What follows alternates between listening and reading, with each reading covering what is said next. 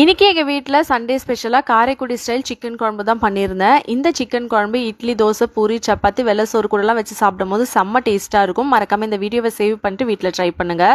ஒரு மிக்சி ஜாரில் 1 ஸ்பூன் அளவுக்கு சோம்பு, 1/2 ஸ்பூன் அளவுக்கு சீரகம், 1 ஸ்பூன் கசகசா, 2 ஸ்பூன் வீட்டில் அரைச்ச குழம்பு மிளகாய்த்தூள், 1 ஸ்பூன் தனி மிளகாய்த்தூள், 2 ஸ்பூன் அளவுக்கு தனியாத்தூள், 1/2 ஸ்பூன் மஞ்சள் தூள், கொஞ்சமாக தண்ணி ஊற்றி நல்லா நைஸாக அரைச்சிக்கோங்க. சட்டியில் எண்ணெய் சேர்த்து சூடானதுக்கப்புறம் பிரிஞ்சி எல்லாம், பட்டை, லவங்கம், ஏலக்காய், சோம்பெல்லாம் பொரிஞ்சதுமே 3 பெரிய வெங்காயம், 1 கொத்து கருவேப்பிலையை வதக்கிக்கோங்க.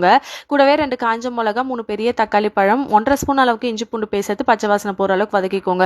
வாஷ் பண்ணி வச்சிருந்தா 1/2 கிலோ அளவுக்கு சிக்கனுமே சேர்த்துட்டு கொஞ்சமாக உப்பு சேர்த்து நல்லா வதக்கி எடுத்துக்கோங்க. சிக்கன்லேருந்து தண்ணி விட்டு வந்ததுமே அரைச்சி வச்ச மசாலாவை சேர்த்து நல்லா பச்சை வாசனை போகிற அளவுக்கு வதக்கிக்கோங்க.